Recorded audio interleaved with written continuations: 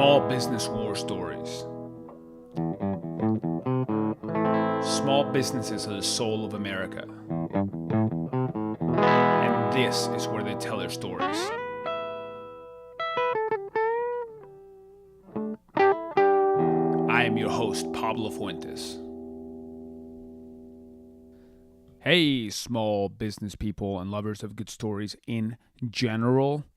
Welcome to episode 51 of Small Business War Stories. I am your host, Pablo Fuentes, and today I had the pleasure and honor to sit down with Killy Scheer of Scheer & Company. That's S-C-H-E-E-R and Company. And she's an interior designer. We're 51 episodes in, we've never had an interior designer on the show. And Killy is really, really interesting. She is a very bold person that has gone out on her own and established a very successful interior design business here in Austin, Texas. And we talk about what that means for her and how she ended up being inspired to do that, and what her influences are, and how she works with clients, and how she deals with sometimes difficult conversations and situations with clients. And Killy's very, very insightful. She's also a fierce fitness competitor. She is very, very active in that area. I met her through Atomic Athlete, actually, which is Todd Moore, last week's episode 50. But I'm excited to share Killy's, have Killy share. That was a mouthful. Have Killy share her story. There we go. Of Scheer & Company on Small Business War Stories. This episode is brought to you by Proven, Proven.com. Proven is a company I started, and it is a way for small businesses to hire people. It's a software tool. It's an app, and you can post your job, and we help distribute it to over 100 job boards. And then from there, we help you collect all of the applicants in one place and collaborate with your teammates to hire the right person. But we're not stopping there. We're actually adding a lot of things to Proven now. If you check out blog.proven.com, we are doing some really exciting things to help you with all different types of areas of your business. What apps should you use? How do you get financing for your business? We are turning into a small business content hub, and we're really, really excited about that. We want to, we live and breathe small business already. I spent over almost 10,000 miles on the road this year, interviewing people all over the land, and we want to share those lessons and help you be successful. So check out blog.proven.com. In the meanwhile, welcome to episode 51 with Killy Scheer of Scheer & Company. She is an interior designer in Austin, Texas. And we are live here in beautiful Austin, Texas, after the freeze last night, after it snowed for the first time in years. It did snow. That threw everybody off. Yeah, exactly. People were like, what is this white thing? And I'm sitting here today with Killy Scheer, who is founder and principal of Scheer & Company Interior Design. Welcome to the show. Hi, thanks for having me. Yeah, it's awesome to be here. So you and I met through Atomic Gym. They were also part of the Todd, one of the founders that was also part of the podcast. But you are a very successful interior designer here in Austin. How did this come about? How did you get started with this? Design has always been part of my life without me realizing that it was part of my life. So I was always rearranging my bedroom as a kid. And I think a lot of designers start out that way, just sort of there's something that it's just in us and we just do it all the time. And I didn't know that was a career choice. I went through college. I was an English major. I loved art history. I'm a visual learner, but I just didn't know that it existed as something you could be paid for. So I had a few other career starts and eventually didn't want to have another job. I wanted to have a career. So I started exploring what was creative and what was also had a kind of a business leaning. I didn't want to be a painter because I felt like I'd be a painter and a waitress, or there'd always be something else that needed to supplement my income. So design sort of scratches the itch of being very creative and artistic, which I've always been, but also you can earn a living from it. Sure. So it's interesting you mentioned the dichotomy between having like a job or working somewhere else versus being, setting out on your own. I think a lot of small business people relate to that. What was that like in your head when you were thinking about it? I worked for several different designers, and I've worked for large architecture firms. I've worked for small architecture interiors firms. I've worked for tiny decorating firms. And in the back of my mind, I always saw myself eventually going out on my own, but I'm this funny mix of, I have an entrepreneurial spirit, but I'm very risk averse. So I wanted to be sure that I was ready. So it took about a year of planning. So I'd had about a decade of experience before I started really thinking about going out on my own seriously. And I spent a year thinking, planning, kind of getting mentally, emotionally, and financially feeling secure, and eventually left the job that I was at. And I still have a very good relationship with that former employer, but it was time. So Cool. I was kind of ready to go. Sounds good. So actually, so how did you get over some of those? It sounds like you were very methodical about it, and you planned this in a way that that it would make sense, right? I think a lot of people, I certainly did when I first started, my company. I had this fear of like, am I good enough? Is it going to work? Oh yeah. I mean, I fail every day. I feel like every day I fail. Yeah. So I don't fail, but it's scary. It's Yeah. definitely scary. It's not fun all the time. Yeah.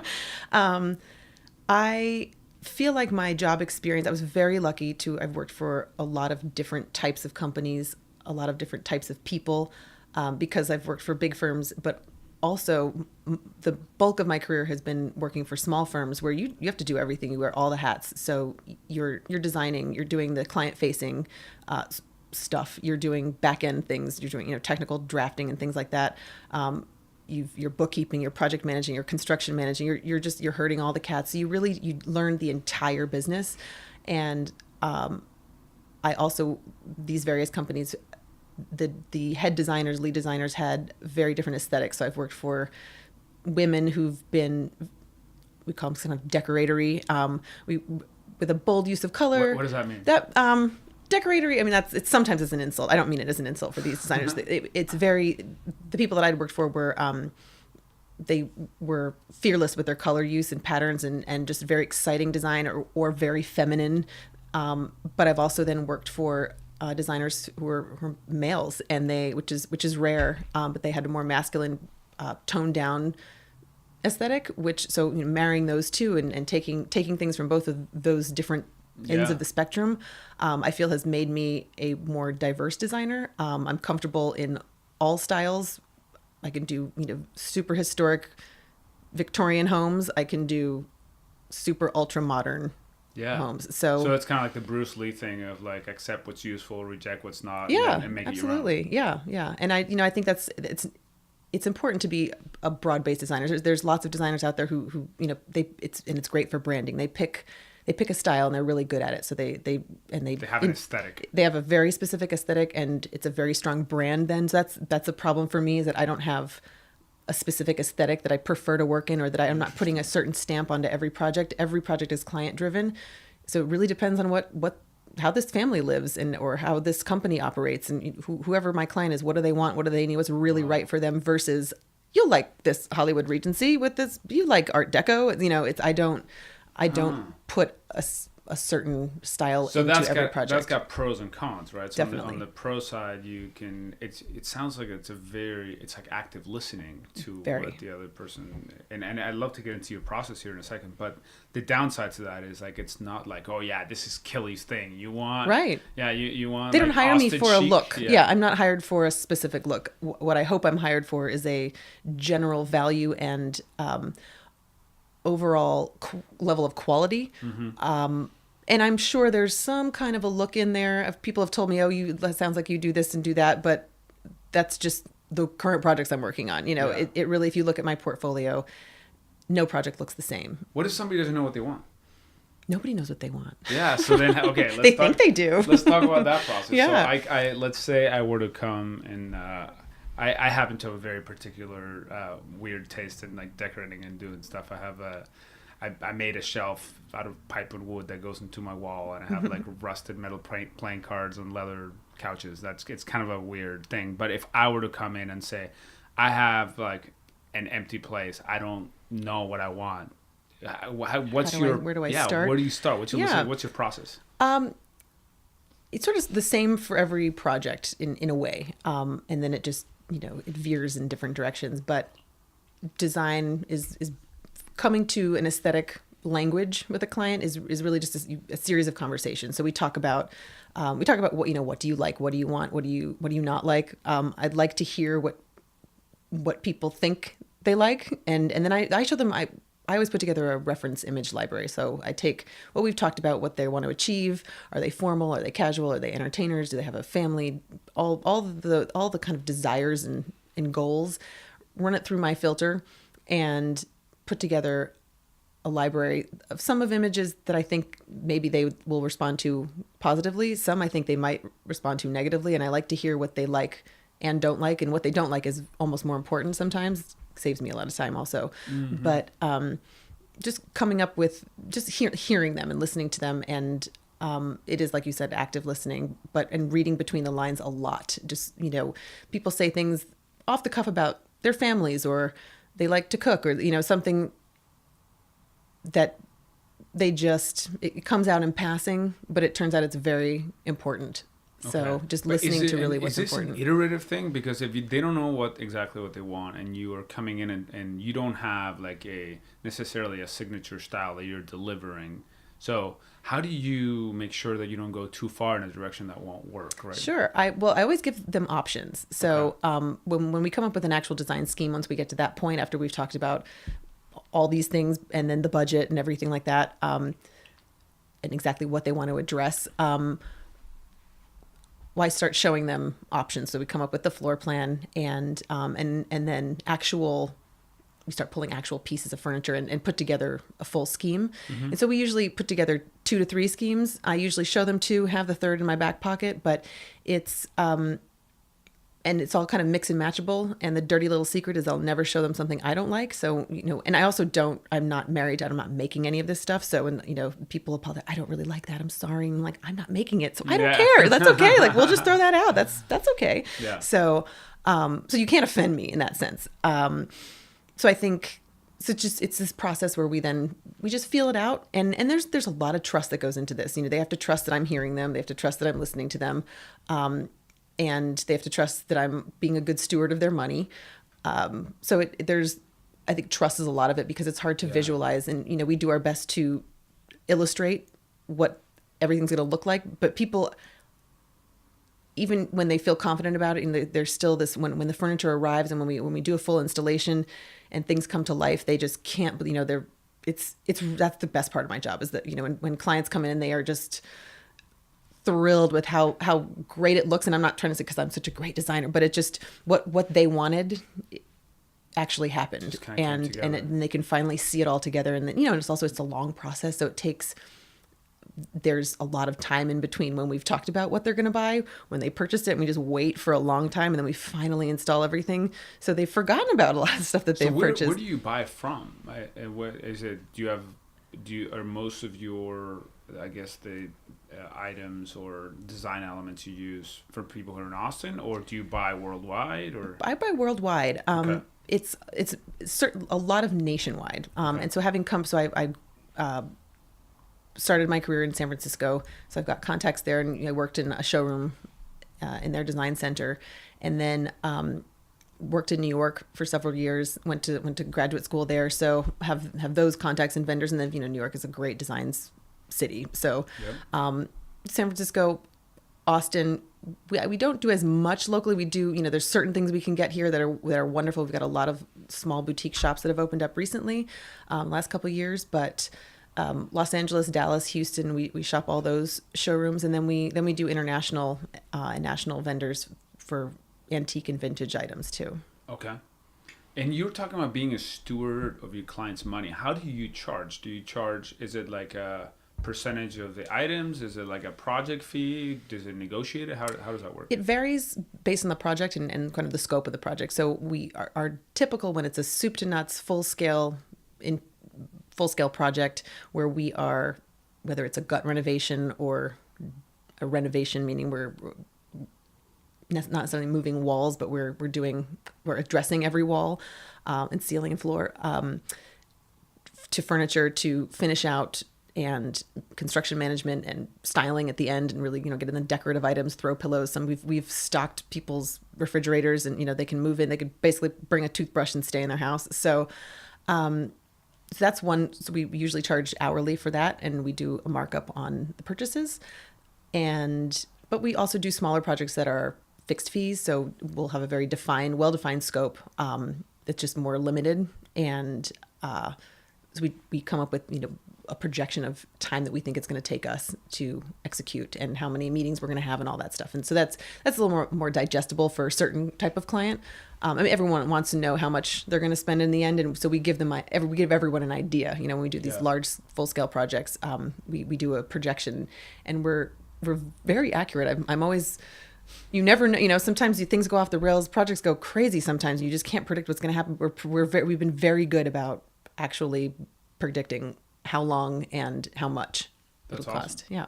Now, in this process of listening, do you ever disagree, like with your client? What happens when that happens? I mean, I cannot believe the answer is no, because we're human beings. Right? It's the answer is definitely not no. Yeah. I wouldn't say we have disagreements, but we do disagree from time to time. Okay. That goes back to trust too. People see what they want, what they see a lot of times. So, they see what's available at the retail stores. They see what their friends have. They see what's on HGTV, which is, designers do not like HGTV. It's kind of ruined us, but we can get into that later. But so I take a soft approach, and I think there's some designers that are more aggressive and just, no, this is my vision. This is, my way or the highway. I don't want to lose a job over, a dispute about wallpaper preference. Not important enough to me. So I will take your ugly wallpaper that you want, and I will make it look so good. So that's I'd rather keep the client, keep the relationship, keep the project, and do you figure out how to that work you think around it's it. Ugly? I do, but very softly. Okay. Yeah, it's I love this, but I think we can do better. Yeah. Something, where I don't want to insult any. And Yeah. when it's wallpaper, it's not as personal. When it's a piece of art or something, a family item, those things I'm very careful about. And it's very important to me that if somebody tells me that we need to keep this is from my father, this is my grandparent, and if I don't like it, doesn't matter. Yeah. It needs to be there, and I need to find a way to work with it and make it look great in the space, and give it the prominence that it needs, and make my client happy that way. I have a statue or a sculpture of a mongoose fighting a cobra that my dad gave me. I think that might fall under that. It depends. I did tell one client had a piece of art and I really hated it, and luckily we had a very open relationship as far as what we could say to each other. We'd gotten, we were both very forthright, and I told him his painting would look great in the garage, and that's where it wound up. So luckily he didn't fire me for that statement. That's pretty funny. Yeah. That's pretty funny. So let's talk a little bit about how you acquire your customers and a little bit about storytelling. So a theme, and as I've spoken to small business people around the country, is that people have this identity and this story that they tell customers. Often word of mouth results from that. And you have this really interesting kind of dichotomy, right? Because on one end, people come probably tell other people, oh yeah, she'll listen, she'll work with you. But also not having that sort of signature look that you were talking about before makes that storytelling more challenging. So how do you negotiate that? Well, I've been lucky. Pretty much 100%, aside from one client, 100% of my business has come from referrals. So that's very helpful for me. That tells a little bit of my story without me having to tell say the story. So that's helpful. It helps sell me without me having to do a big pitch. There's still a pitch, and there's still convincing this is expensive and it takes a long time. So people still need to understand what they're getting into, and I still need to convince them that they need to spend this type of money for this type of result. So there's still a story and a sale in there, but the referrals mean everything to me. I've been very lucky that way. But as far as painting the picture and telling the story, it just depends. I think it's just learning about the client. Not every client is right.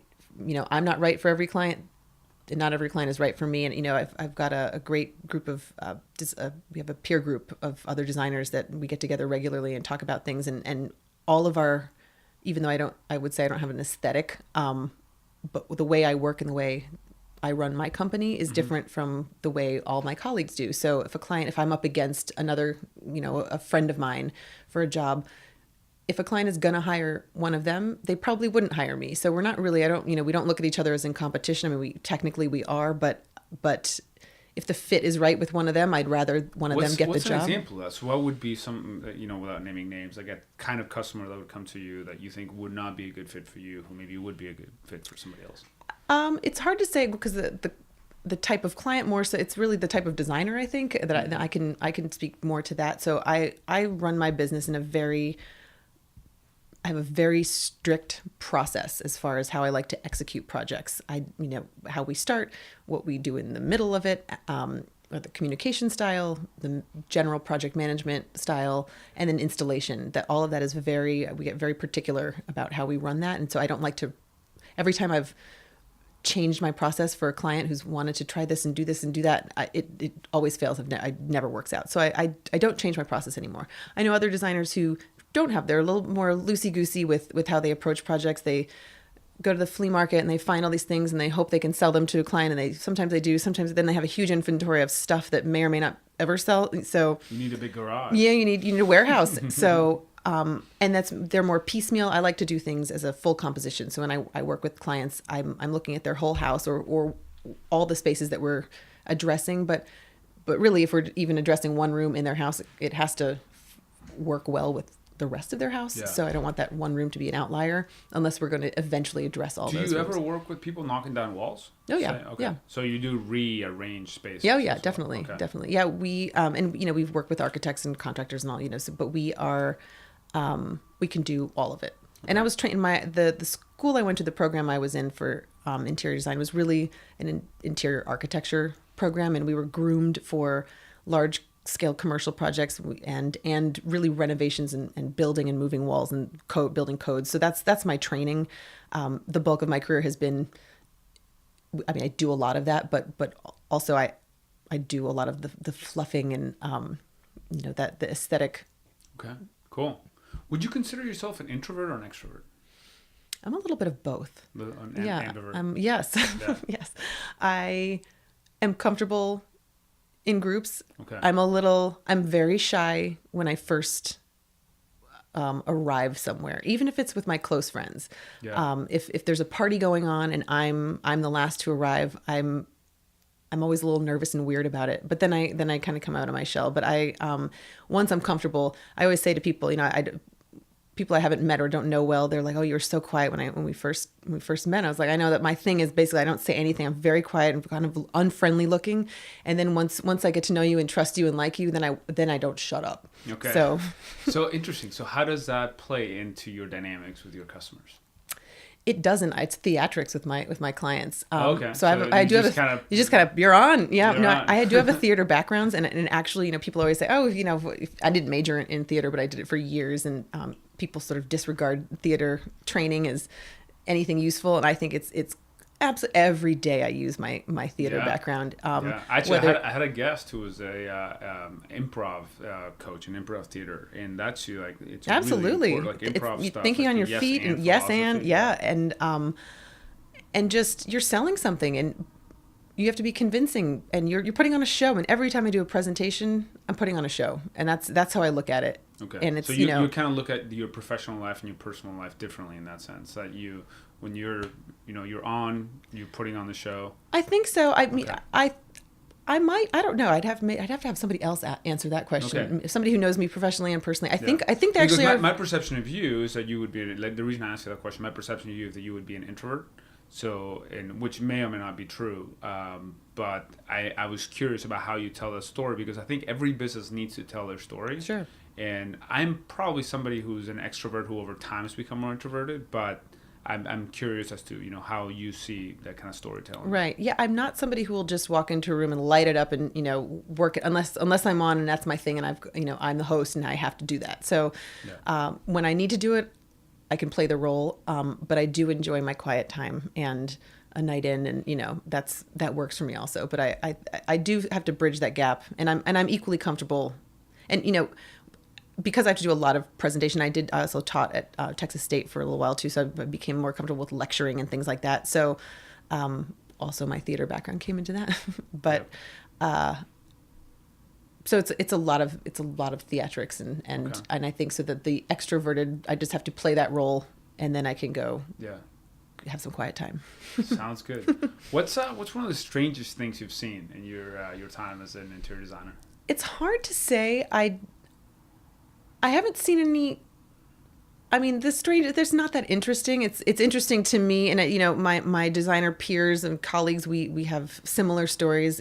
It mostly has to do with walking into a job site and the client has decided to make major changes to the project without telling me and has gone rogue, and whether they usually don't have the contractors we've hired execute the work, but they'll go somewhere else, they'll have somebody else do it, or they take things on themselves. They want to try and save money and save time, so they'll hire their own set of people, and in the end they wind up spending more money and more time because it just becomes a mess, and this job is not that easy. So, and I think they realize that and they learn that the hard way. But I've walked into houses where walls have been moved all of a sudden that we didn't plan. Now we have to, when you move walls, that affects the floors. So now and then they can't believe we have to change the floors. So then it all comes down to me, and I'm solving a puzzle that we didn't have to solve before, and then they can't believe that it's going to take longer and cost more. So there's that kind of stuff. I haven't had any crazy.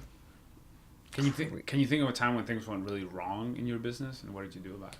Oh, things go wrong all the time. Yeah. Yep. It's just it's part of the business. I think I mentioned earlier, herding cats. So doing our job well, doing it on time, doing it on budget, that hinges entirely on everybody else that we are working with to do their jobs on time, on budget. Yep. And they don't. So everyone has a different aesthetic work ethic, and everyone has a different idea of what it means to actually be on time, and it's very frustrating for us sometimes because any mistakes or errors or delays, it all comes back to the designers. So we're at the end of the day, we're sort of running the show, and try as we might, somebody might not show up, and the painter isn't here, and this guy didn't do that, and now we're delayed by 2 days. Can you think of a specific time where things went really wrong? I mean, it's hard. I don't want to disclose any, Got it. So I feel like some of those jobs are obvious. Oh, so, got it. Okay. But it's usually just people going rogue and either not showing up or just, I guess there's one incident when I'd done a very specific, we had this beautiful handmade tile that got shipped in, and it was very important that we had it laid out. It was going to be installed on the floor, go up the wall, up the ceiling. And there were sconces and mirrors. It was going in a bathroom. We had a custom concrete sink made for this bathroom. And it was extremely important that we started the tile in a certain place so that these various fixtures landed in the center of certain things. So I did this very specific diagram for the tile installer. Couldn't have been more clear. Just couldn't have been. Came into the job. All the tile was done. It definitely did not start where I told them to. So it was completely off center, and they ran out of tile somehow because they'd messed up. So we had to use a sample. We had one sample in our office, and that was the last. They needed that one tile. Like, I didn't have a sample anymore because they had to use it in the wall. So that had never happened. That was pretty weird. But it's one of those, like, we couldn't. And what do you say? The client is like, it looks great, but they don't know that they didn't do what we said. And so we're not going to make them tear it out because that's going to several weeks or maybe months, depending on how long it's going to take the tile to get in. The new stuff. Somebody's got to pay for all that. And, then they don't have a bathroom still. So you have to figure out, what do we say now? And who are we going to fight with? And how much do we fight? And how, and when do we do that? Let's get the client out of here so we can have this conversation. I can ream this guy out. So, wow. But there's nothing you can do about it. It's in, floors, walls, ceiling, done. Oh. So there wasn't really anything we could do. Still looked good, but it wasn't, I'm the only one that would notice it, but it's still, I planned for that. So that makes it's frustrating. Wow. What would you say is the number one piece of advice that you would have for people who are interested in starting their own company, their own small business, or people who are maybe operating right now?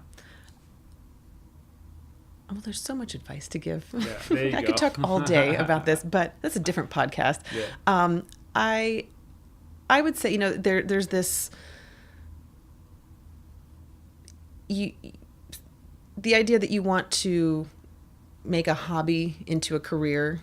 I think, and especially in design, everybody loves design. Everyone is sort of an amateur interior designer because it's so accessible now. So, but that's dangerous. So that, first of all, it dilutes my industry and what we do and our value. But I think people, when it goes from being a hobby to being your career, it's suddenly not that fun. You realize it's really a job. It's a hard job. There's so many balls in the air all the time. It's not running around town shopping and finding beautiful fabric and wallpaper. Somebody's got to install all that and measure for it, and so many things can go wrong, and there's a lot of money on the line. So it's a real job. So I think people don't realize that. So I came at it from a education perspective. I chose, this is going to be my career. I'm going to get educated in this arena, and then I wasn't shopping for myself. I wasn't buying, I wasn't redoing my own house first, and didn't get into my friends' houses and didn't get into it that way. So, but even whether you come at it from an education perspective or in training, or you just sort of segue into it after making it a hobby, I think you have to love it, because on a daily basis, I don't love it. Yeah. But you have done your house since. So when you walk into your house, does it look like a magazine, or is it like the cobbler's kids have no shoes? People say it looks like a magazine. Okay. I'm particular. Okay. I like things a certain way. Okay. It looks done, and it is actually cobbled together, but it's a lot of not hand-me-down. It's a lot of cast-offs. Something came broken for a client. It's not good enough for them, so we get a replacement, but I'll take it. So, it wasn't worth sending back. So we've that kind of thing. So, but it's well put together. I know how to take all these disparate pieces and make them look cohesive together too. So that's just lucky for me. But I would say really, really loving it is important, because and remembering the few things during the day when I'm miserable because it's rife with problems with various projects, and but just knowing what the end goal is and how gratifying that is very important to me. Cool. And you travel quite a bit, right? So you were gone. So are most of your customers here in Austin? Because you were doing some projects in Houston as well. Most of my clients are in Austin, or in Austin, greater Austin area. I've had Round Rock and Dripping Springs, Lakeway. So it's mainly based here. I have a project out in East Texas right now, and starting a project in New York. So I've done some remote projects. So I'm working with a client who actually has a house here, but she's based in Costa Rica. So we can work remotely too. And I have a future client, somebody who was from here, who moved to Seattle. So she's looking for a place to live. So we'll hopefully eventually have a Seattle project. And I love those. Those are great. They're stressful, and they're hard to manage from afar, but I actually really enjoy it. And what's the average length of a project? It depends on the project, and so the scope, the fixed fee, more defined scope projects are usually shorter turnaround, but a full scale project is 1 year to 2 years usually. Wow. Yeah. People don't realize. I think they can get it done in 3 months, and it's not possible. That is wild. Yeah. Can you maybe educate me a little why? Sure. It depends on so the design process takes a while. So you sit down, you start talking to people. People are ready to go until they also have to pay for stuff sometimes. Mm-hmm. So, as soon as I put the contract and a retainer in front of them, then there's a lot of delays there. So then they figure it out, and then we start. But the back and forth between actually arriving at the direction in which we're going to take their project can take 1 to 3 months. And that's before we've started placing orders for furniture. And then furniture, depending on where we buy it, but usually even whether it's from retail outlets or our trade showrooms, it can take 6 to 12 weeks, 14 weeks in some cases. Especially if we're doing custom, so we've got a sofa. I think it's very simple. We're just going to buy a sofa, but if we're doing a custom sofa, we've got the frame. Whether I might be designing the frame, I'm designing the whole sofa. So then you're just the size, the type of frame, the finish of the frame. We've got samples coming in for that.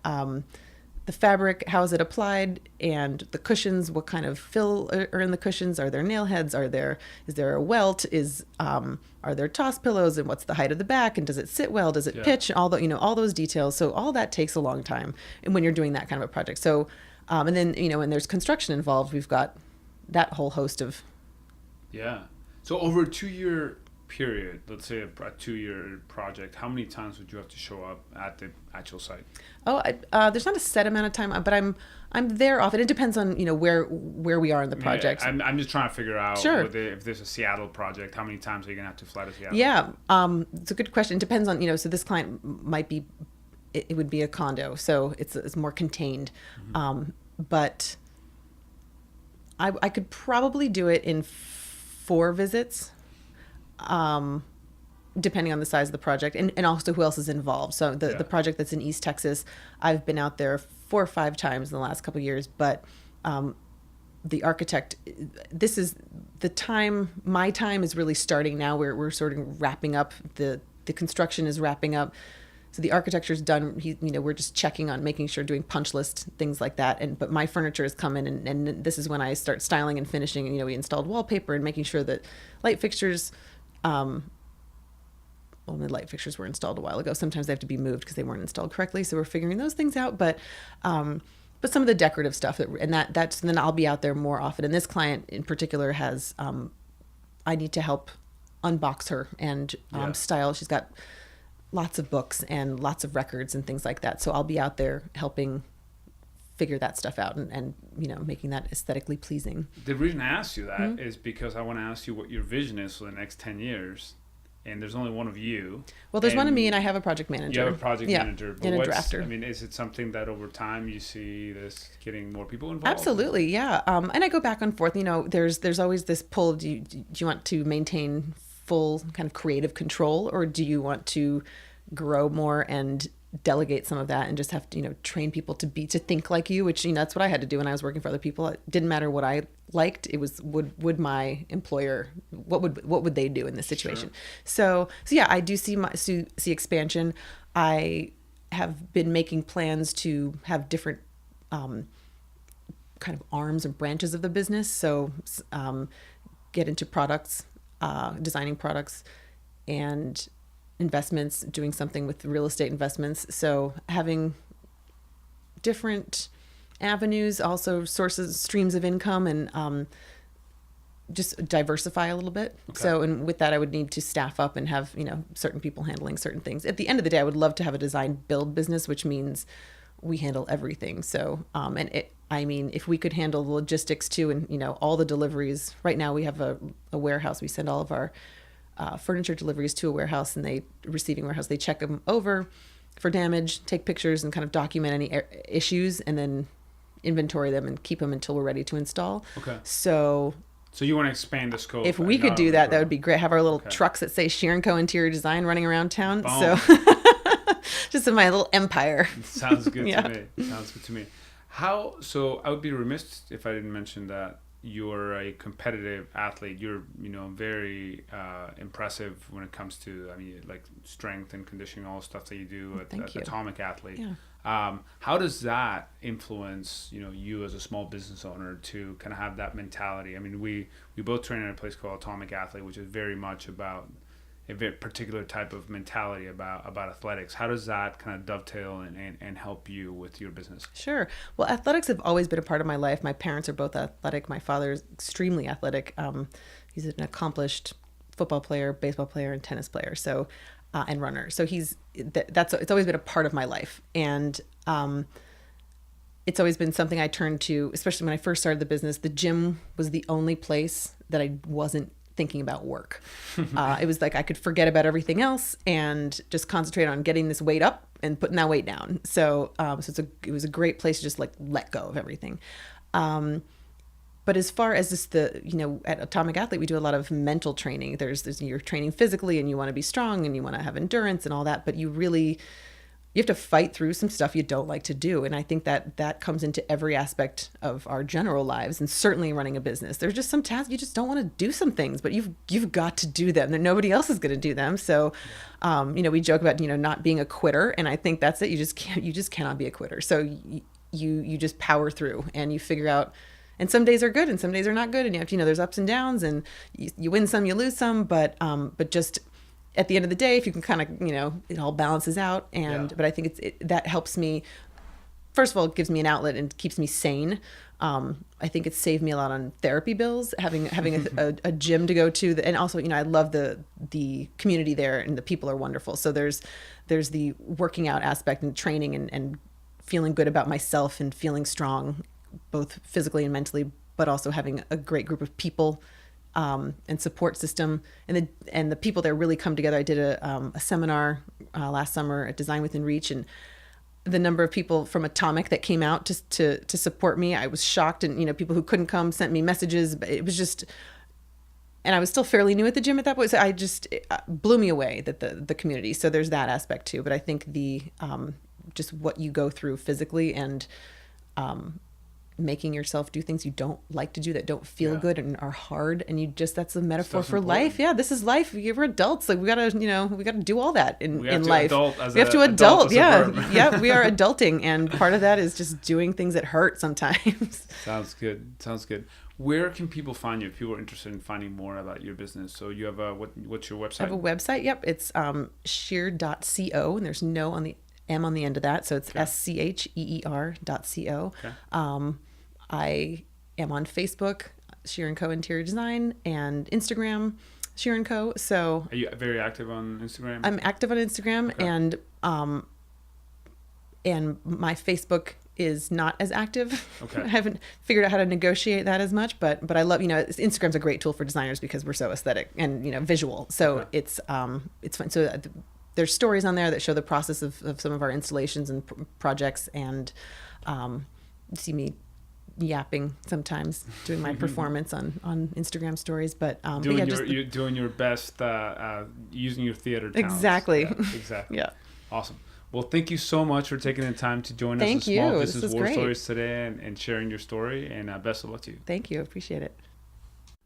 Thank you for listening to Small Business War Stories. If you enjoy the show, share it with a friend, or you can subscribe on iTunes, Stitcher, or on our blog at blog.proven.com. If you have an idea for us, we'd love to hear it. Please email us at podcast@proven.com. See you next time.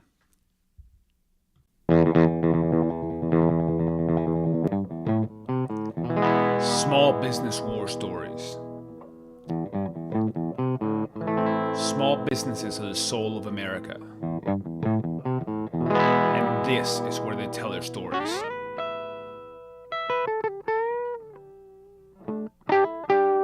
I am your host, Pablo Fuentes.